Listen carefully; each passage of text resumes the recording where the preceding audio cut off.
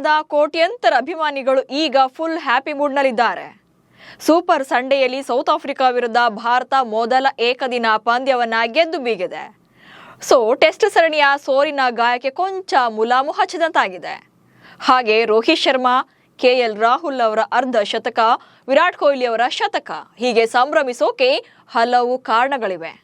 At the same time ಮೊದಲ ಪಂದ್ಯದಿಂದ ಕಲಿಯಬೇಕಾದಂಥ ಕೆಲ ಪಾಠಗಳು ಕೂಡ ಇವೆ. ಮುಂದಿನ ಪಂದ್ಯಕ್ಕೆ ಒಂದಷ್ಟು ವಿಚಾರದಲ್ಲಿ ಅಲರ್ಟ್ ಆಗಲೇಬೇಕಿದೆ. ಯಾಕೆ ಅನ್ನೋದನ್ನ ಈ ವಿಡಿಯೋದಲ್ಲಿ ಹೇಳ್ತೇನೆ. ನಾನು ಶಾಂತ. ನೀವು ಸುದ್ಯಾನದ ಸಬ್ಸ್ಕ್ರೈಬರ್ ಆಗೋದಕ್ಕೆ ಮರಿಬೇಡಿ. ರಾಂಚಿಯ JSCA ಅಂತಾರಾಷ್ಟ್ರೀಯ ಮೈದಾನದಲ್ಲಿ ಭಾನುವಾರ ನಡೆದ ಮೊದಲ ಏಕದಿನ ಪಂದ್ಯದಲ್ಲಿ ಭಾರತ ಗೆಲುವು ಸಾಧಿಸಿದೆ. ಸೌತ್ ಆಫ್ರಿಕಾ ವಿರುದ್ಧ 17 ರನ್ಗಳ ಅಂತರದ ಜಯಬೇರಿ ಬಾರಿಸಿದೆ. ಆರಂಭದಲ್ಲಿ ಭಾರತ ನಿರಾಯಾಸವಾಗಿ ಒನ್ ಸೈಡೆಡ್ ಆಗಿಯೇ ಗೆಲ್ಲುತ್ತೆ ಅನ್ಕೊಂಡ್ರೆ ಕೊನೆ ಓವರ್ವರೆಗೂ ಕೂಡ ಪಂದ್ಯ ಇಬ್ಬರ ಕಡೆಗೂ ಕೂಡ ಇತ್ತು.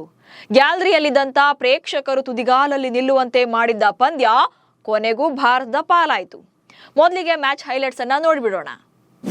ಕೊಹ್ಲಿ ಪವರ್ ಶೋ, ರಾಹುಲ್ ರೋಹಿತ್ ಅರ್ಧ ಶತಕ. ಇನ್ನು ಈ ಪಂದ್ಯಕ್ಕೂ ಮುನ್ನ ಟಾಸ್ ಗೆದ್ದಂತ ದಕ್ಷಿಣ ಆಫ್ರಿಕಾ ತಂಡದ ನಾಯಕ ಆಡಮ್ ಮಾರ್ಕ್ರಮ್ ಬೌಲಿಂಗ್ ಅನ್ನ ಚೂಸ್ ಮಾಡಿಕೊಳ್ತಾರೆ.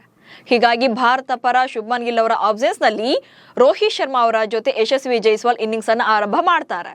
ಬಟ್ ಬ್ಯಾಡ್ ಲಕ್ ಏನಂದ್ರೆ ಜೈಸ್ವಾಲ್ ಬೇಗನೆ ಔಟ್ ಆಗ್ತಾರೆ. ಅಂಡ್ ನೆಕ್ಸ್ಟ್ ರೋಕೋ ಜೋಡಿಯ ಜೊತೆಯಾಟ ಮತ್ತೊಮ್ಮೆ ವರ್ಕೌಟ್ ಆಯಿತು. ಇಬ್ಬರ ಪಾರ್ಟ್ನರ್ಶಿಪ್ ನಲ್ಲಿ 136 ರನ್ಸ್ ಕೂಡ ಬಂತು. ರೋಹಿತ್ ಶರ್ಮಾ 57 ರನ್ ಗಳಿಸಿ ಔಟ್ ಆದ್ರೆ ವಿರಾಟ್ ಕೊಹ್ಲಿ 135 ರನ್ ಸಿಡಿಸಿ ಆರ್ಭಟಿಸಿದ್ರು. ನೆಕ್ಸ್ಟ್ ಋತುರಾಜ್ ಗಾಯಕ್ವಾಡ್ ಹಾಗೆ ವಾಷಿಂಗ್ಟನ್ ಸುಂದರ್ ಕ್ಲಿಕ್ ಆಗ್ಲಿಲ್ಲ. ಬಟ್ ನಾಯಕ KL ರಾಹುಲ್ ಮಾತ್ರ ಜವಾಬ್ದಾರಿಯುತವಾಗಿ ಬ್ಯಾಟ್ ಬೀಸಿದ್ರು. 60 ರನ್ಗಳನ್ನ ಕಲೆ ಹಾಕಿದ್ರು. ಅಂಡ್ ಜಡ್ಡು 37 ರನ್ ಬಾರಿಸಿದ್ರು. ಒಟ್ಟಾರೆಯಾಗಿ 50 ಓವರ್ಗಳಲ್ಲಿ 8 ವಿಕೆಟ್ ನಷ್ಟಕ್ಕೆ ಭಾರತ 349 ರನ್ಗಳನ್ನ ಕಲೆ ಹಾಕ್ತು. ಟಾಪ್ ಆರ್ಡರ್ ಕೈ ಕೊಟ್ರು ಜಗ್ಗದ ಸೌತ್ ಆಫ್ರಿಕಾ. ಭಾರತ ನೀಡಿದಂತ 350 ರನ್ಗಳ ಟಾರ್ಗೆಟ್ ಅನ್ನ ಬೆನ್ನತ್ತಿದ್ದಂತ ಸೌತ್ ಆಫ್ರಿಕಾ ತಂಡಕ್ಕೆ ಆರಂಭದಲ್ಲೇ ಆಘಾತ ಎದುರಾಯಿತು.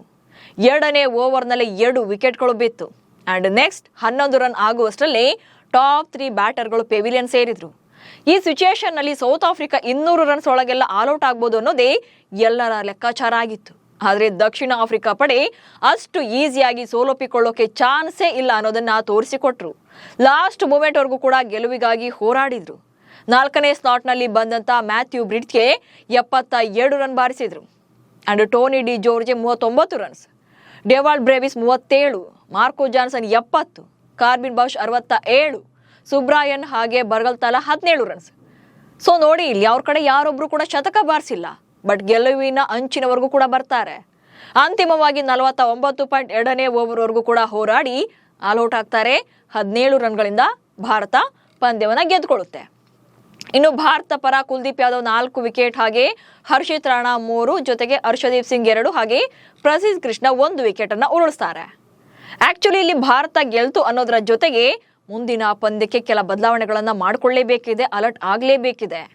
ಏನೆಲ್ಲ ಅಂತ ನೋಡ್ತಾ ಹೋಗೋದಾದ್ರೆ, ಮೊದಲನೇದಾಗಿ ಭಾರತ ಏಕದಿನ ತಂಡದಲ್ಲಿ ರೋಹಿತ್ ಶರ್ಮಾ ಹಾಗೆ ವಿರಾಟ್ ಕೊಹ್ಲಿ ಮೇಲೆ ಡಿಪೆಂಡ್ ಆಗ್ತಾ ಇರೋದು. ಎಸ್, ಇದನ್ನ ನೀವು ಕೂಡ ಗಮನಿಸಿರ್ತೀರಿ. ಕಳೆದ ಆಸ್ಟ್ರೇಲಿಯಾ ಸೀರೀಸ್ ನಲ್ಲಿ ಭಾರತ ಸೋಲೋಕೆ ಮುಖ್ಯ ಕಾರಣ ರೋಹಿತ್ ಶರ್ಮಾ ಹಾಗೆ ವಿರಾಟ್ ಕೊಹ್ಲಿ ಅವರ ಫೇಲ್ಯೂರ್. ಮೊದಲ 2 ಪಂದ್ಯಗಳಲ್ಲಿ ವಿರಾಟ್ ಕೊಹ್ಲಿ ಡಕ್ಔಟ್ ಆಗ್ತಾರೆ. 2ನೇ ಪಂದ್ಯದಲ್ಲಿ ರೋಹಿತ್ ಶರ್ಮಾ ಅರ್ಧ ಶತಕ ಬಾರಿಸ್ತಾರೆ. ಬಟ್ ಆ ಮ್ಯಾಚ್ ಅನ್ನು ಕೂಡ ಭಾರತ ಗೆಲ್ಲಲ್ಲ. ಬಟ್ ಯಾವಾಗ 3ನೇ ಪಂದ್ಯದಲ್ಲಿ ರೋಹಿತ್ ಶರ್ಮಾ ಹಾಗೆ ವಿರಾಟ್ ಕೊಹ್ಲಿ ನಿಂತು ಆಡ್ತಾರೋ ಆ ಪಂದ್ಯವನ್ನ ಭಾರತ ಗೆಲ್ಲುತ್ತೆ. ಇಬ್ಬರ ಪಾರ್ಟ್ನರ್ಶಿಪ್ ನಲ್ಲಿ 150+ ರನ್ಸ್ ಕೂಡ ಬರುತ್ತೆ. ಆ ಪಂದ್ಯದಲ್ಲಿ ರೋಹಿತ್ ಶರ್ಮಾ ಶತಕ ಬಾರಿಸಿದ್ರೆ ವಿರಾಟ್ ಕೊಹ್ಲಿ ಅರ್ಧ ಶತಕ ಬಾರಿಸಿದ್ರು. ಹೀಗಾಗಿ ಇವರಿಬ್ಬರ ಬ್ಯಾಟಿಂಗ್ ವರ್ಕೌಟ್ ಆಯ್ತು ಅಂದ್ರೆ ಮಾತ್ರನೇ ಭಾರತ ಗೆಲ್ಲುತ್ತೆ ಅನ್ನುವಂತ ಸಿಚುವೇಶನ್ ಬಂದಿದೆ. ಅಂದ್ರೆ ಇಡೀ ತಂಡ ರೋಹಿತ್ ಮತ್ತು ಕೊಹ್ಲಿ ಮೇಲೆ ಡಿಪೆಂಡ್ ಆಗ್ತಾ ಇರೋದು. ಬೇರೆ ಯಾರ ಕಡೆಯಿಂದಲೂ ಕೂಡ ನಿರೀಕ್ಷಿತ ಮಟ್ಟದಲ್ಲಿ ಸಾಥ್ ಸಿಗ್ತಾ ಇಲ್ಲ. ಈ ಡಿಪೆಂಡೆನ್ಸಿ ಕಡಿಮೆ ಆಗಬೇಕು. ಆಗಾದಾಗ ಮಾತ್ರ ಇಡೀ ತಂಡದ ಸ್ಕೋರ್ ಒಂದು ರೇಂಜ್ಗೆ ಉತ್ತಮವಾಗಿ ಇರುತ್ತೆ. ಅಥವಾ ಇಬ್ಬರ ಮೇಲೆ ಫೋಕಸ್ ಮಾಡೋದ್ರಿಂದ ಇವರಿಬ್ಬರಲ್ಲಿ ಒಬ್ಬರು ಫೇಲ್ಯೂರ್ ಆದ್ರೂ ಕೂಡ ಇಡೀ ತಂಡ ಸೋಲುವಂತ ಸ್ಥಿತಿ ನಿರ್ಮಾಣವಾಗುತ್ತೆ. ಹೀಗಾಗಿ ಮುಂದಿನ ಪಂದ್ಯಗಳಲ್ಲಿ ಇವರಿಬ್ಬರ ಮೇಲೆಯೇ ಪ್ರೆಷರ್ ಅನ್ನ ಹಾಕೋ ಬದಲು ಉಳಿದ ಆಟಗಾರರು ಕೂಡ ಬ್ಯಾಟಿಂಗ್ ನಲ್ಲಿ ಒಂದಷ್ಟು ಸಾಥನ್ನ ಕೊಡಬೇಕಾಗುತ್ತೆ ಅಂಡ್ ಬದಲಾವಣೆಯನ್ನ ಮಾಡ್ಕೊಳ್ಬೇಕಾಗುತ್ತೆ. ಅಂಡ್ ನೆಕ್ಸ್ಟ್ ಭಾರತದ ವೀಕ್ನೆಸ್ ಮತ್ತೊಂದು ಏನಪ್ಪಾ ಅಂತಂದ್ರೆ ಮಿಡಲ್ ಆರ್ಡರ್ ಹಾಗೆ ಟೇಲ್ ಎಂಡರ್ಸ್ ಲೆಕ್ಕಕ್ಕಿಲ್ಲ.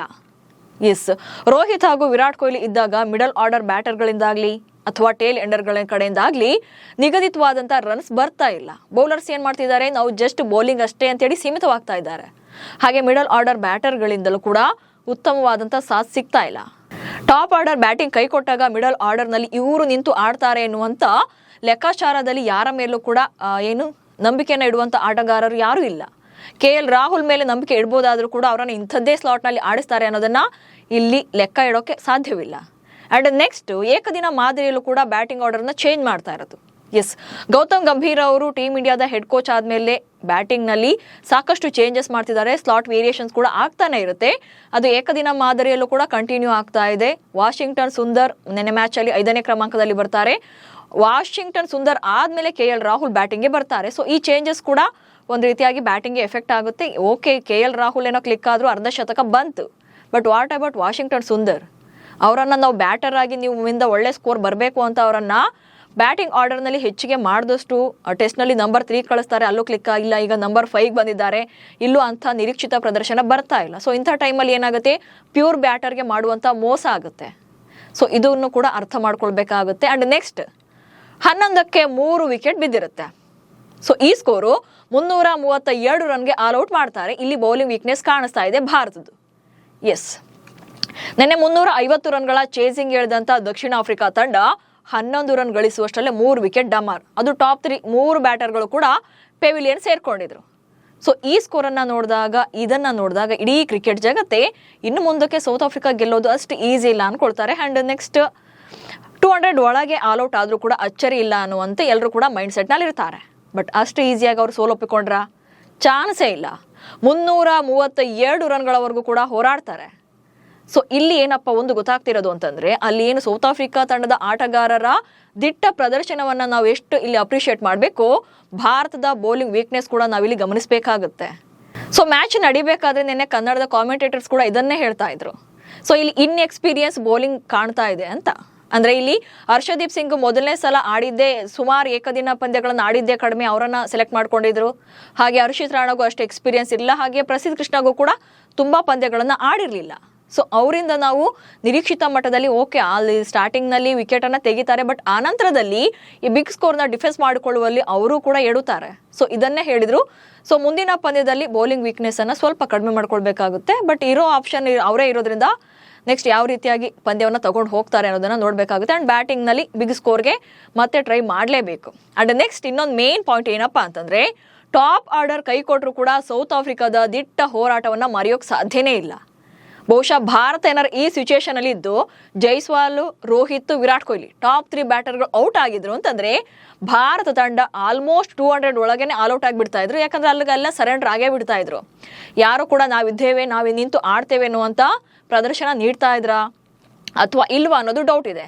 ಬಟ್ ಹರಿಣ ಪಡೆ ಹಾಗೆ ಮಾಡಲೇ ಇಲ್ಲ. ಟಾಪ್ 3 ಬ್ಯಾಟರ್ಸ್ ಬಿಟ್ಟರು ಕೂಡ ಆನಂತರ ಬಂದಂಥ ಬ್ಯಾಟರ್ಗಳು ಯಾರು ಕೂಡ ಸಿಂಗಲ್ ಡಿಜಿಟ್ ಔಟ್ ಆಗಲೇ ಇಲ್ಲ. 30+, 40+, 50, 70+ ವರೆಗೂ ಕೂಡ ರನ್ಸನ್ನು ಕಲೆ ಹಾಕ್ತಾರೆ. ಅವ್ರ ಕಡೆಯಿಂದ ಯಾರು ಕೂಡ ಇಂಡಿವಿಜುವಲ್ ಆಗಿ ಶತಕ ಗಳಿಸದೇ ಇದ್ರು ಕೂಡ ಹೈಯೆಸ್ಟ್ ರನ್ಸನ್ನು ಕಲೆ ಹಾಕ್ತಾರೆ. ಅದು ಅಲ್ಲದೆ ಇವರ ಆಟ ಪ್ರದರ್ಶನ ಹೇಗಿತ್ತು ಅಂತಂದರೆ, ಸೌತ್ ಆಫ್ರಿಕಾ ತಂಡದವರು 54 ವರ್ಷಗಳ ಇತಿಹಾಸದಲ್ಲೇ ಟಾಪ್ 3 ಬ್ಯಾಟರ್ಗಳು 15 ರನ್ಗಳ ಒಳಗೆ ಔಟ್ ಆದರೂ ಕೂಡ ಆನಂತರದಲ್ಲಿ 300+ ರನ್ಸನ್ನು ಕಲೆ ಹಾಕಿದಂಥ 54 ವರ್ಷಗಳ ಬಳಿಕದ ಮೊದಲ ತಂಡ ಎನಿಸ್ಕೊಂಡಿದ್ದಾರೆ. ಸೊ ವಿಶ್ವ ದಾಖಲೆ ಬರೆದಿದ್ದಾರೆ ಚೇಸಿಂಗ್ನಲ್ಲಿ ಅವರು. ಸೊ ಮುಂದಿನ ಪಂದ್ಯಗಳಲ್ಲೂ ಕೂಡ ಅವರನ್ನು ಅಷ್ಟು ಈಸಿಯಾಗಿ ತೆಗೊಳ್ಳೋಕೆ ಸಾಧ್ಯನೇ ಇಲ್ಲ. ಭಾರತ ಅಲರ್ಟ್ ಆಗಲೇಬೇಕಿದೆ. ಸೊ ಮೊದಲ ಪಂದ್ಯವನ್ನು ಗೆದ್ದಿದ್ದೇವೆ ನಿಜ, ಬಟ್ ತಿದ್ಕೊಳ್ಬೇಕಾದಂಥ ಕೆಲ ಅಂಶಗಳು ಇವೆ ಮುಂದಿನ ಪಂದ್ಯಗಳಲ್ಲಿ. ಸೊ ಹೇಗೆ ತಗೊಳ್ತಾರೆ, ಹೇಗೆ ನಿಭಾಯಿಸ್ತಾರೆ, ವಿರಾಟ್ ಕೊಹ್ಲಿ ಹಾಗೆ ರೋಹಿತ್ ಶರ್ಮಾ ಇರೋದು ಪ್ಲಸ್ ಇದ್ರೂ ಕೂಡ ಇಡೀ ತಂಡ ಆಡಿದರೆ ಮಾತ್ರವೇ ಪಂದ್ಯವನ್ನು ಗೆಲ್ಲೋಕೆ ಸಾಧ್ಯ ಅನ್ನೋದು ಇಲ್ಲಿ ನಾವು ಗಮನದಲ್ಲಿ ಇಟ್ಕೊಳ್ಳೇಬೇಕು. ನಮಸ್ಕಾರ.